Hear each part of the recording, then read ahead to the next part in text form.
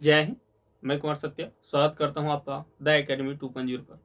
दोस्तों, हम लोग मेडाइवल हिस्ट्री पढ़ रहे हैं और इस मेडाइवल हिस्ट्री में हम लोग पढ़ रहे थे मामलुक वंश। क्या पढ़ रहे थे? मामलुक वंश।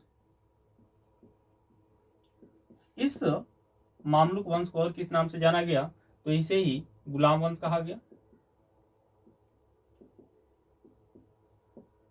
जो कब से कब तक थी? तो 1206 से शुरू होकर 1290 ईस्वी तक ये जो कालखंड था ये गुलाम वंश का था। यानी अगर वर्षों में पूछे तो ये लगभग कितने वर्ष थी? तो लगभग ये 84 वर्ष थी। इतने समय तक क्या था? मामलुक वंश या गुलाम वंश का कालखंड था। इस मामलुक वंश के तहत हम लोग क्या पढ़े थे? तो इसमें हम लोग पढ़े थे कुतुबुद्दीन ऐबक को। कुतुबुद्दीन ऐबक।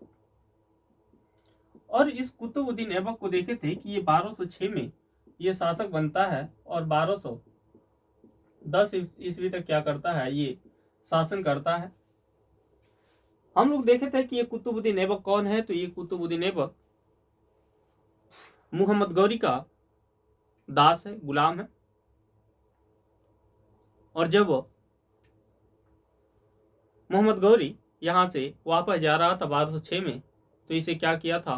तो भारत में जीते हुए क्षेत्रों का क्या बनाया था? इसको प्रशासक नियुक्त किया था।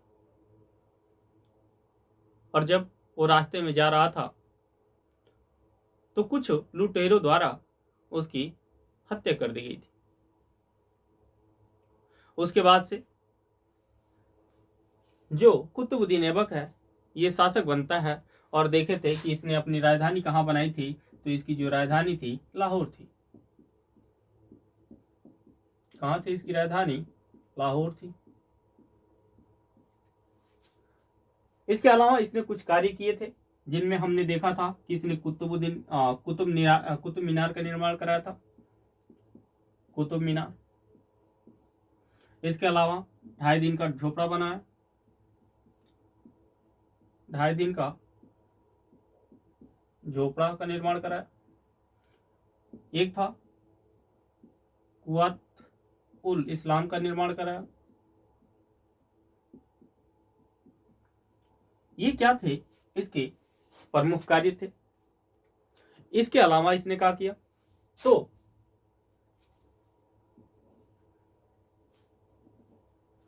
जब कुतुबुद्दीन ऐबक शासक था तो इसे क्या कहा गया? क्योंकि इसको दास के रूप में जब बेचा गया था तब ये कुरान पढ़ना सीख गया था, तब इसे क्या कहा गया? तो इसे कुरान खां कहा गया। कुरान खां। इसके अलावा इसे और क्या कहा गया? ये सभी क्या है? इसके उपनाम है। कुरान खां है, पिल बख्श है, पिल बख्श।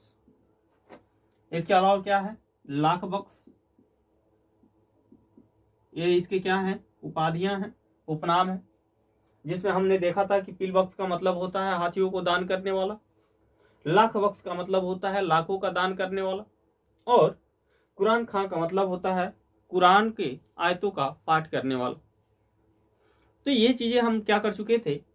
पढ़ चुके थे। और फिर हमने देखा था कि 1206 में 1210 में ये लाहौर में क्या कर रहा था? चौगान खेल रहा था। क्या कर रहा था? चौगान खेल रहा था। और इस चौगान खेलते वक्त क्या हुआ कि घोड़े से गिरा। घोड़े से क्या हुआ? गिरा। और घोड़े से गिरने से क्या हुआ? इसकी मृत्यु हो गई। इस चौगान को क्या कहते हैं? इसी को पोलो के नाम से जानते हैं। यानी पोलो खेल रहा था और स्टिक से मारते समय ये घोड़े से क्या हो गया? नीचे गिर गया और इसकी अंततः क्या हो गई? मृत्यु हो गई। अब हमें क्या करना था? इसके आगे पढ़ना था। इसकी मृत्यु कब हुई है? तो घोड़े से गिरने से इसकी मृत्यु कब हुई? तो 1210 में। यहाँ तक क्या कर चुके थे, हम लोग पढ़ चुके थे। अब इसके आगे हमें पढ़ना है, इसके आगे क्या करना है, हमें पढ़ना है। अब देखिए, जो कुतुबुद्दीन ऐबक है, इसका एक पुत्र है जिसका नाम है आराम शाह। क्या नाम है? आराम शाह। पुत्र कौन है? तो इसका पुत्र है आराम शाह। जब कुतुबुद्दीन ऐबक की मृत्यु होती है तब आराम शाह अपने को क्या करता है, शासक घोषित करता है, सुल्तान घोषित करता है। और जब अपने को शासक घोषित करता है तो इस समय इसका एक दास है, किसका? तो कुतुबुद्दीन ऐबक का दास या गुलाम है। इस दास या गुलाम के साथ साथ ये और क्या है, तो ये इसका दामाद भी है। और ये जो दामाद है या गुलाम है, इसका नाम क्या है? तो इसका नाम है इल्तुतमिश। क्या नाम है? इल्तुतमिश। और ये जो इल्तुतमिश है, ये बदायूं का गवर्नर है, बदायूं का गवर्नर। इल्तुतमिश को बदायूं का गवर्नर नियुक्त करने से पहले कुतुबुद्दीन ऐबक ने इसे दास मुक्त कर दिया था और इसे अपना दामाद बना लिया था।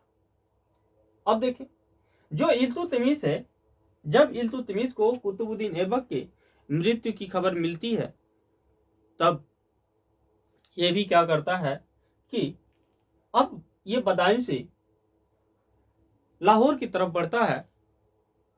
और जब बढ़ता है तो देखता है कि यहाँ पे शासक कौन बन चुका है? आराम शाह बन चुका है। जो आराम शाह है, ये क्या बना है? शासक बना है। और जब शासक बना है तो ये उत्तराधिकार की लड़ाई में भाग लेता है और इस उत्तराधिकार की लड़ाई में आराम शाह को क्या करता है? पराजित करता है और उसे मार डालता है। जब इसे मार डालता है आराम शाह को, कौन? इल्तुतमिश। तब इल्तुतमिश स्वयं अब शासक बनेगा। और ये जो इल्तुतमिश है, ये कब शासक बनता है? तो आपको याद रखना है, 1210 ईस्वी में शासक बनता है और 1236 ईस्वी तक क्या करता है? ये शासन करता है। कई जगहों पे आपको ये जो 1210 ईस्वी का जो कालखंड है, कई जगहों पे आपको 1211 ईस्वी भी मिल सकता है, क्योंकि कई जगहों पे मैक्सिमम जब आप बुक पढ़ेंगे तो उसमें आपको 1210 ही मिलेगा। ठीक है, एक आध जगह पे ये जो इसका शासनकाल है 1211 से शुरू दिया है। ठीक है ना, लेकिन देखेंगे कि ये बहुत नजदीकी मामला है। ठीक है, क्योंकि 1210 में इल्तुतमिश की मृत्यु हो जा रही है और फिर उसमें आराम शाह भी शासक बन रहा है, उसी समय तक रह रहा है, लेकिन रह रहा है और फिर युद्ध हो रहा है, लड़ाई हो रही है, फिर उसकी मृत्यु हो रही है।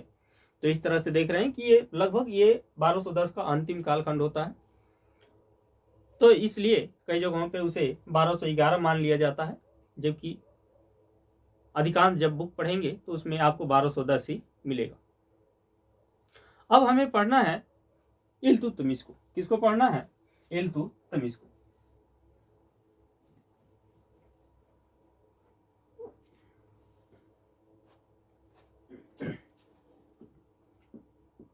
इल्तुतमिश इल्तुतमिश शासक कब बनता है? तो 1210 ईस्वी में शासक बनता है और 1210 से लेके 1236 ईस्वी तक क्या रहता है? ये शासक रहता है।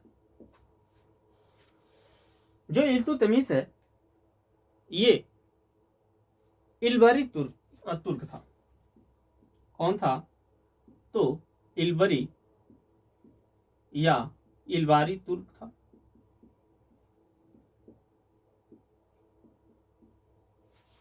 चूंकि इस इल्बारी तुर्क में जो इसके पिता थे, जो इल्तुतमिश के जो पिता थे, इसके क्या थे? सरदार थे। और फिर भी इल्तुतमिश को दास के रूप में बेचा जाता है। और इसे दास के रूप में कौन खरीदता है? तो दास के रूप में खरीदा किसने? तो आपको याद रखना है कुतुबुद्दीन ऐबक ने। किसने खरीदा? तो कुतुबुद्दीन ऐबक ने। इसे क्या किया था? तो दास के रूप में खरीदा था और इसे बदायूं का गवर्नर नियुक्त करने से पहले इसे क्या कर दिया था? दास मुक्त कर दिया था और उसके साथ ही साथ अपनी पुत्री का विवाह इल्तुतमिश से कर दिया था। अब देखें, जो इल्तुतमिश है एक वंश की स्थापना करता है जिसे कहते हैं शमसी वंश। शमसी वंश। इसने शमसी वंश की क्या की? स्थापना की। इसने शमसी वंश की क्या की? स्थापना की। इसके साथ ही साथ देखें, जो इल्तुतमिश था इसने इक्तदारी व्यवस्था यानी इक्तदारी व्यवस्था प्रारंभ की।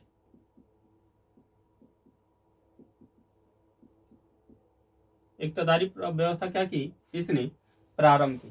तो पूछा जाता है कि सर्वप्रथम किसने इक्तदारी व्यवस्था को प्रारंभ किया था? तो आपको याद रखना है कि जो इल्तुतमिश है इस इल्तुतमिश ने क्या किया था? तो इक्तदारी व्यवस्था को शुरू किया था।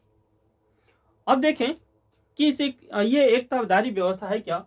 इक्तदारी व्यवस्था में क्या होगा? जो प्रांत है, जो राज्य है, ये एकता के रूप में विभाजित होगा। और इस एकता का मतलब क्या होता है? इसका मतलब होता है सूबा या प्रांत।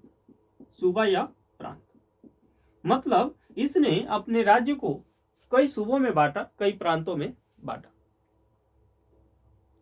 और इस एकता का जो शासक है किसे नियुक्त किया जाएगा? तो इसके लिए एक इक्तेदार को नियुक्त किया जाएगा। किसकी नियुक्ति होगी? तो एक इक्तेदार की नियुक्ति होगी जो क्या होगा? इस एकता का सर्वोच्च पदाधिकारी होगा, सर्वोच्च अधिकारी होगा। अब देखें, जब ये इक्तदारी व्यवस्था शुरू करता है तब 1226 में 1226 में ये क्या करता है? बंगाल को जीत लेता है। बंगाल को क्या करता है? जीतता है। इसके अलावा इसने और क्या किया? तो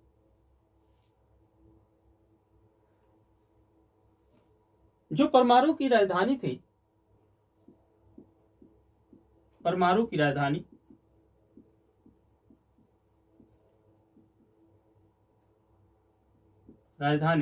मंदसौर, इसे क्या किया? जीता। और इसके साथ ही साथ इसने रणथंभौर को जीता। रणथंभौर को क्या किया? जीता। इसने 1236 ईस्वी तक क्या किया? इसने इन प्रांतों को जीता। अब देखें, इल्तुतमिश ने इतना कार्य किया। अब इसके आगे बढ़े तो देखें, जो इल्तुतमिश है ये प्रथम ऐसा तुर्क है, प्रथम तुर्क जिसने क्या किया? शुद्ध अरबी के सिक्के जारी किए। शुद्ध अरबी सिक्के जारी किए।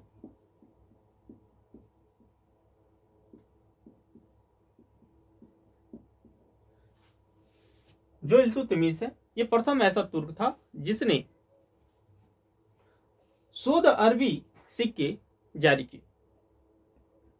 अब ये शुद्ध अरबी जो सिक्के हैं ये दो तरह के सिक्के थे। एक जो सिक्का था वो तांबे का था और जो दूसरा सिक्का था वो चांदी का था। एक था चांदी का और दूसरा था तांबे का। अब देखें, जो चांदी का सिक्का है इसे क्या कहा गया?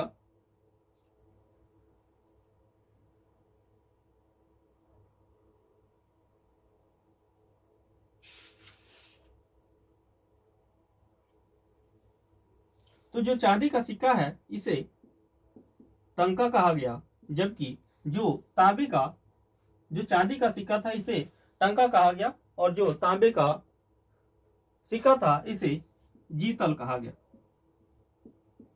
यानी चांदी के टंका और तांबे का जीतल नामक ये क्या किया, शुद्ध अरबी सिक्के जारी किया।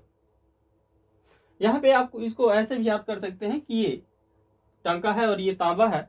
तो देखें, ये यहाँ तांबे में ये ता से शुरू हो रहा है, तो आपको यहाँ पे याद रखना है, इसमें तो आ रहा है तो तांबे से जीतल हो जाएगा।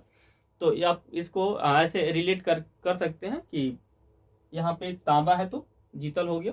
ठीक है, तो इस तरह से आप इसको रिलेट करके याद कर सकते हैं। तो इसने चांदी के टंका और तांबे का जीतल इसने प्रारंभ किया, चलाया। इसके साथ ही इसने और क्या किया, तो आपको इसका जो सबसे महत्वपूर्ण कार्य है वो ये है कि इसने 40 जो सरदार गुलाम सरदार थे, 40 गुलाम सरदार, जो 40 गुलाम सरदार थे, इनका एक संगठन बनाया, जिसे इनका एक क्या बनाया, संगठन या समूह बनाया, जिसे क्या कहा गया, चिहलगामी कहा गया। चिहलगानी क्या कहा गया, चिहलगानी कहा गया। इसे ही तुर्कान चिहलगानी के नाम से भी जानते हैं, जो 40 गुलाम सरदारों की का क्या है, एक संगठन है। और इसे क्यों बनाया, तो इसे इसलिए बनाया ताकि उसके प्रशासनिक कार्य जो है उसमें मदद मिल सके, उसे अच्छे से संभाला जा सके और पूरे राज्य को एक अच्छे सुशासन के अंतर्गत रखा जा सके। अब देखें, इसका जो अंतिम आक्रमण है, इसके अगर अन्य कार्यों की बात करें तो इसने जो कुतुबुद्दीन था, जिसने कुतुब मीनार का निर्माण कराया, उसका निर्माण कार्य जो प्रारंभ है वो कौन कराता है, कुतुबुद्दीन ऐबक कराता है। लेकिन उसे पूरा कराने का कार्य किसने किया, तो इल्तुतमिश ने किया। तो इसने क्या किया, तो कुतुब मीनार का निर्माण पूरा कराया।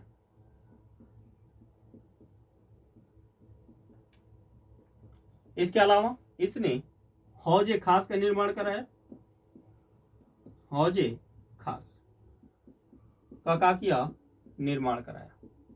जो हौजे खास है, इसका निर्माण कहाँ पे कराया, तो आपको याद रखना है कि इसका निर्माण बदायूं में कराया था। कहाँ पे, तो बदायूं में। इसने क्या किया था, तो हौजे खास का निर्माण कराया था। अब देखें कि 1236 में, 1236 ईस्वी में इसका क्या होता है, अंतिम अभियान होता है।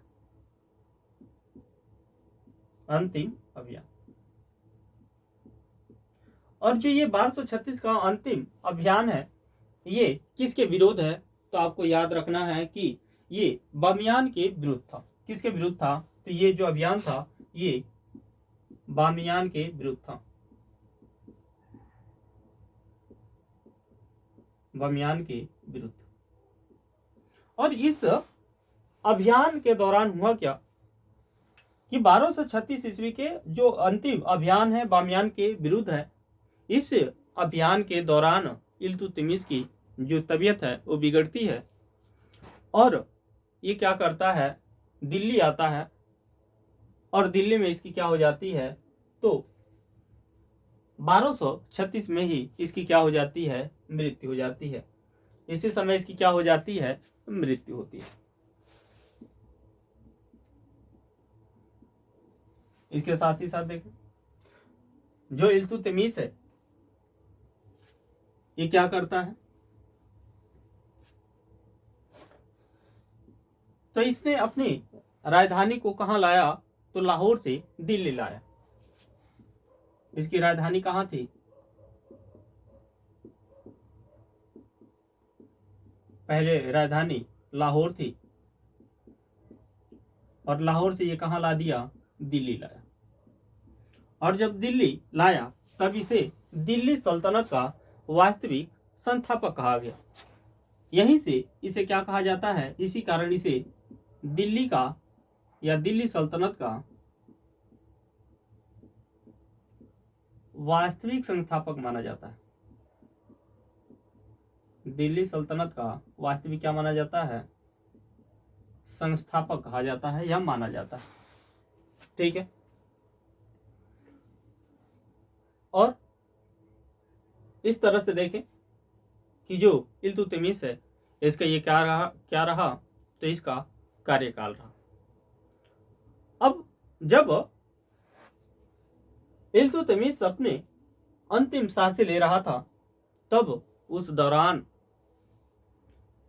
इसने अपने उत्तराधिकार के रूप में रजिया को घोषित किया, लेकिन तुर्क सरदारों के द्वारा और जो रजिया की मां है जिसका नाम है तुर्कान, शाह तुर्कान या शाह तुर्कान, वो क्या करती हैं कि षड्यंत्र रचती हैं और अपने बड़े पुत्र रुकनुद्दीन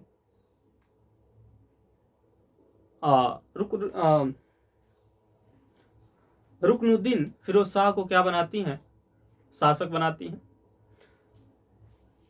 तब देखें कि यहां पे क्या होता है कि इल्तुतमिश का एक बड़ा पुत्र है जिसका नाम क्या है, रुकनुद्दीन।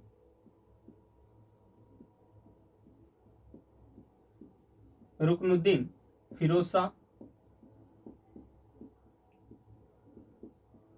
ये क्या बनता है, ये सुल्तान बनता है। इसे सुल्तान बनाने में महत्वपूर्ण भूमिका किसकी होती है, तो आपको याद रखना है कि इसकी जो मां है जिसका नाम है शाह तुर्कान या शाह तुर्कान, ये क्या करती हैं कि फिरोज शाह को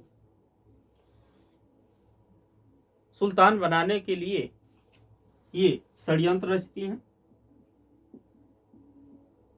षड्यंत्र रचती हैं और उसके बाद क्या करती हैं, ये रुकनुद्दीन फिरोज शाह को शासक बना देती हैं। आपको एक चीज यहां पे कंफर्म करना होगा कि भले फिरोज शाह क्या बन रहा है, यहाँ पे शासक बन रहा है, लेकिन वास्तविक सत्ता किसके हाथ में होगी, शाह तुर्कान के हाथ में। शाह तुर्कान या शाह तुर्कान दोनों जगह दोनों चीज मिल जाएंगे, तो शाह तुर्कान भी कह सकते हैं या शाह तुर्कान भी कर सकते हैं। अब देखें कि वास्तविक सत्ता किसके हाथ में रहेगी, शाह तुर्कान के हाथ में होगी। और ये जो शाह तुर्कान है अब क्या करेंगी, ये मनमाना करेंगी। क्या करेंगी, मनमाना। और जब मनमाना करेंगी इससे क्या होंगे, तो जो तुर्क सरदार हैं, तुर्क सरदार, ये क्या होंगे, इससे नाराज होंगे। क्या होंगे, नाराज होंगे। और जब नाराज होंगे तो इसके साथ ही साथ देखेंगे कि जो जनता है, जनता में भी इसके विरुद्ध अविश्वास का भाव उत्पन्न होगा। इस दौरान क्या होता है कि जो फिरोज शाह है, ये नमाज के दौरान ये क्या होता है कि दिल्ली से नवरोज के दौरान ही क्या करता है, दिल्ली से बाहर जाता है। नवरोज, इस नवरोज के दौरान क्या करता है, ये जो फिरोज शाह है ये दिल्ली से बाहर जाता है और जब दिल्ली से बाहर जाता है तब जो रजिया है इसका क्या करती है, तो इसका लाभ उठाती है। ठीक है, तो ये क्या करती है, इसका लाभ उठाती है। और लाभ उठाती है तब ये जो रजिया है जिसे इल्तुतमिश ने अपना उत्तराधिकार के रूप में प्रस्तावित किया है। ये जो रजिया है क्या करती है, तो ये लाल रंग का कपड़ा पहन के, लाल रंग का क्या करती है, ये कपड़ा पहनकर बाहर निकलती है, जो किसका प्रतीक है, तो ये जो लाल रंग का कपड़ा है ये न्याय की मांग का प्रतीक है। यानी ये न्याय की मांग का प्रतीक के रूप में लाल रंग के कपड़े को पहन के ये बाहर निकलती हैं और सबको ये विश्वास दिलाती हैं कि यदि वो शासक बनी तो सबके साथ क्या होगा, न्याय होगा। इसके साथ ही साथ सुशासन स्थापित होगा, अच्छे प्रशासक होंगे, अच्छे शासन व्यवस्था होगी। और इस तरह से जो रजिया है ये क्या करती है, तो जनता को और साथ ही साथ जो ये तुर्क सरदार है जिन्हें तुर्कान चहलगानी कहा जा रहा है, इन्हें क्या करती है, अपने पक्ष में कर लेती हैं। और जब अपने पक्ष में करती हैं तब जो तुर्कान चहलगानी है यानी जो 40 सरदारों का जो समूह है वो क्या कर देता है, विरोध करता है। और विरोध करने के दौरान क्या करता है कि जो शाह तुर्कान है इनकी क्या कर लेते हैं, गिरफ्तारी कर लेते हैं। और इसकी गिरफ्तारी करने के बाद इन्हें जेल में डाल दिया जाता है। और जब फिरोज शाह जब दिल्ली लौटते हैं तब इन्हें गिरफ्तार कर लिया जाता है और अंततः इनकी मृत्यु कर दी जाती। अंत इनकी क्या हो गई, हत्या हो गई। जब ये रुकनुद्दीन फिरोज शाह जब शासक बनता है तो इसका जो छोटा भाई है, छोटा भाई जिसका नाम क्या है, कुतुबुद्दीन, कुतुबुद्दीन। इस कुतुबुद्दीन को ये क्या करता है, तो ये अंधा करा देता है। क्या कराता है, अंधा। और अंततः क्या करा देता है, इसकी हत्या करा देता है।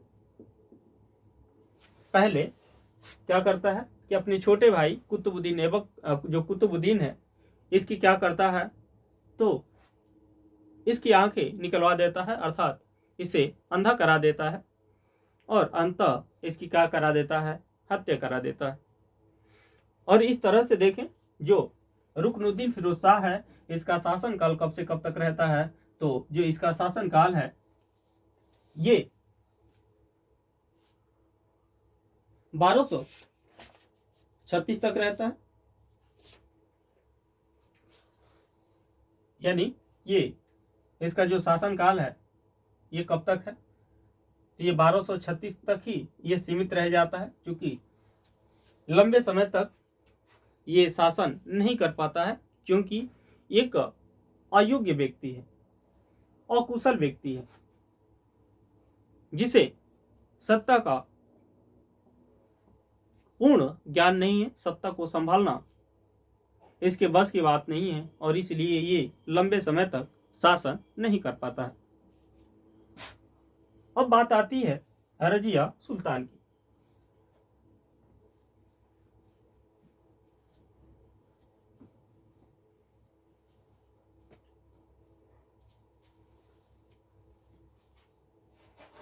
देखें जो रजिया है ये 1236 में ये क्या बनती है, सुल्तान बनती है। और 1240 ईस्वी तक क्या करती है, शासन करती है। जब रजिया 1236 में शासक बनी तब इसके साथ विषम परिस्थितियां थी, लेकिन समय के अनुसार सब बदलता गया और समय के साथ साथ जो रजिया है ये भी क्या होती गई, बदलती गई। जब ये शासक बनी तब इसने क्या किया, तो इसने पुरुष वेशभूषा को अपनाया, पुरुष वेशभूषा। इसने कहा कि इसे अपनाया। इस पुरुष वेशभूषा में इसने कुबा और कुल्हा को पहना, कुबा व कुल्हा। ये कुबा और कुल्हा क्या है? कुल्हा या कुल्हा होता है। अब देखें, कुबा का मतलब है टोपी, सॉरी कोट, और जो कुल्हा का मतलब है टोपी। इसका मतलब क्या है? कोट, और इसका मतलब क्या है? टोपी। अर्थात इसने कोट और टोपी को पहनना शुरू किया, और इसके साथ ही साथ जाहिर सी बात है, जब ये पुरुषों का वेशभूषा जब अपनाएगी तो ये क्या कर दे रही है? पर्दा प्रथा को दरकिनार कर रही है। पर्दा प्रथा को क्या कर रही है? त्याग रही है। इसके साथ ही साथ इसका एक गुलाम था,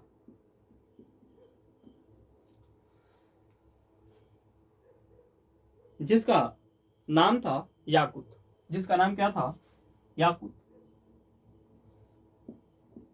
इस याकूत को रजिया सुल्तान ने कुछ ज्यादा ही महत्व दिया, इसे बड़े पदों को सौंपा, जिसमें से एक जो पद था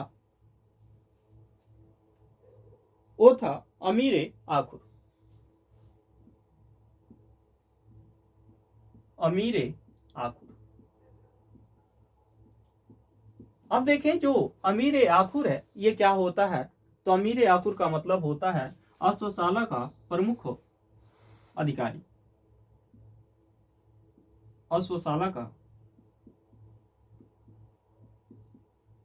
प्रमुख अधिकारी।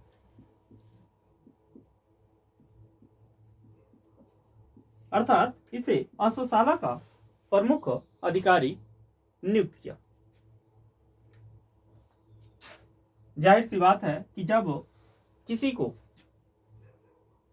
कोई हद से ज्यादा महत्व देने लगे तो अन्य लोगों में उसके प्रति जलन की भावना बढ़ जाती है, और खास तौर से वहां पे ज्यादा, जहां पे शासन की बात हो, जहां सत्ता की बात हो, जहां पे ज्यादा बेनिफिट की बात हो।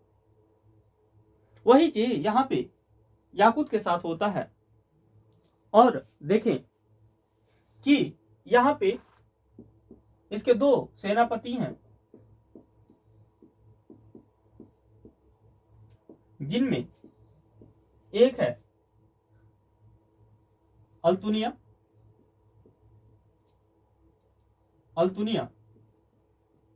और जो दूसरा है वो है एतगिन। अब जो अल्तुनिया है इसे बदायूं का प्रशासक नियुक्त करती हैं, बदायूं का प्रशासक या सूबेदार नियुक्त करती हैं, और जो एतगिन है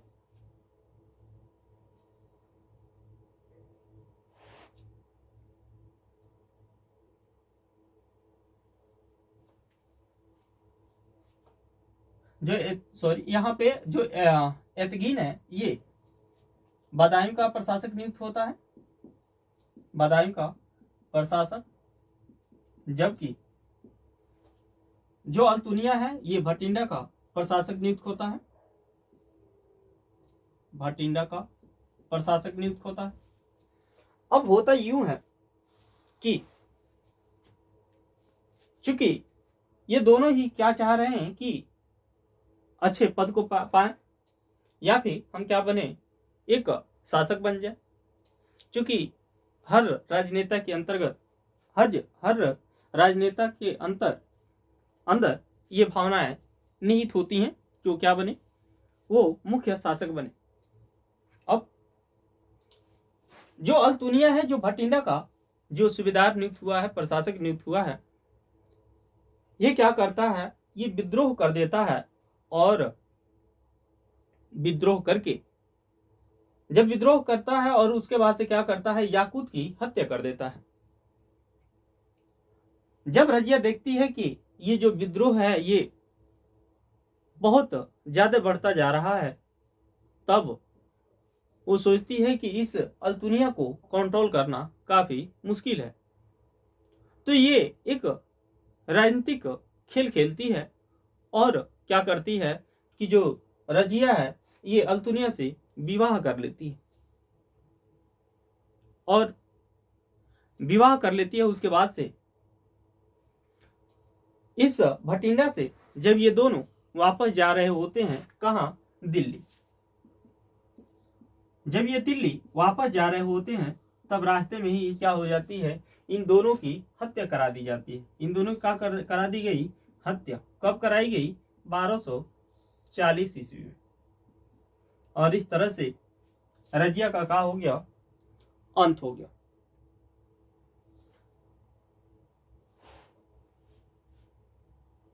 और जब रजिया का अंत हुआ तो इसका अंत करने वाला था कौन? तो जाहिर सी बात है कि जब रजिया सुल्तान बन रही है, प्रथा जो पर्दा प्रथा है इसको त्याग रही है, पुरुषों की वेशभूषा को अपना रही है, तो इसको शासक बनाने वाले हैं कौन? तो तुर्क है, जो 40 सरदारों का जो समूह है, वो क्या है, वो इसका विरोध करेंगे। और क्या करते हैं कि जैसे ही ये रजिया भटिंडा के लिए निकलती हैं, इस यहाँ के विद्रोह को दबाने के लिए, तो जो रजिया का भाई है जिसका नाम है बहराम शाह, बहराम शाह, इस बहराम शाह को क्या कर देते हैं, वो सत्ता पर काबिज कर देते हैं। और जब सत्ता पर काबिज होता है और जब ये रजिया इधर आती हैं भटिंडा और यहाँ पे अल्तुनिया से विवाह करके जब ये वापस जा रही होती है, तो ये बहराम शाह के द्वारा 1240 में इसकी क्या करा दी जाती है, रास्ते में ही इन दोनों की हत्या करा दी जाती है। और इस तरह से रजिया और इल्तुतमिश की कहानी का यहाँ पे अंत हो। लेकिन इसके बाद और क्या होता है, आगे की क्या कहानी है, उसको हम लोग अगले क्लास में देखेंगे। तब तक के लिए इस क्लास को यहीं तक रोकते हैं। आपको क्लास कैसा लगे आप कमेंट करके जरूर बताएं। इसके साथ ही साथ यदि आप चैनल पे पहली बार विजिट किए हैं तो चैनल को सब्सक्राइब कर लें और अपने दोस्तों को भी शेयर कर दें ताकि वो भी इसका लाभ उठा सकें। धन्यवाद।